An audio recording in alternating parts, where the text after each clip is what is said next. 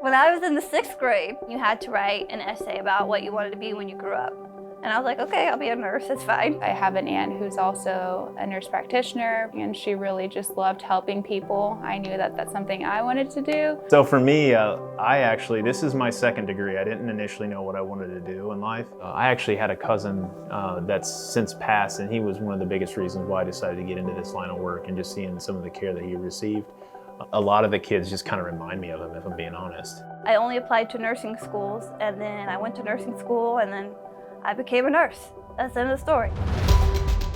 In a lot of regard, we are the voice. We are the patient's advocates. Along with following orders and doing tasks, we communicate with everyone to get a full picture of the patient. We're at the bedside with them and the rest of the team and try to get them the best care they can get. You have to have a game plan. You have to know, this is what's going on today. How am I going to complete all of these things today? I start my day usually getting new orders, whether it's for labs, blood to be drawn. Try to keep communication with respiratory therapists, doctors, physical therapists.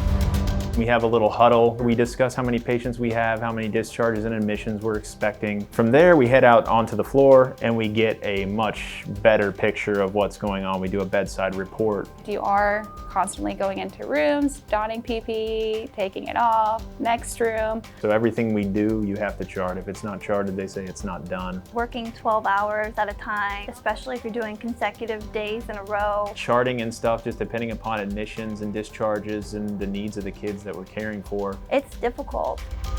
I just like to have a good time. Some people, you can tell that they're not really in the mood, like they don't feel well, and I think it's important to also be able to kind of gauge that. We're with these families during the most intimate times of their lives sometimes, and the worst times of their lives for many. Sometimes you just kind of have to picture yourself in their shoes. Try to understand where their frustration is coming from. I mean, at the end of the day, it's my job to make sure that they're safe and that they're cared for, and whether you don't treat me nice or you do treat me nice, my job description doesn't change.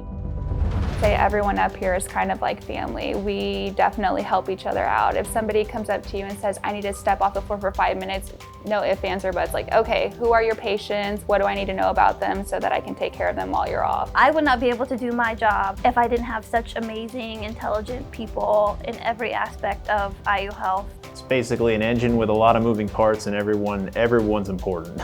There's 1,000 other jobs in nursing that you could do. You could go back to school, you could be a school nurse, you can be a prison nurse, you can be a pediatric nurse, a geriatric nurse. There's nursing for everyone. I was able to get into an accelerated program at IUPUI to where I could actually get my degree in 18 months.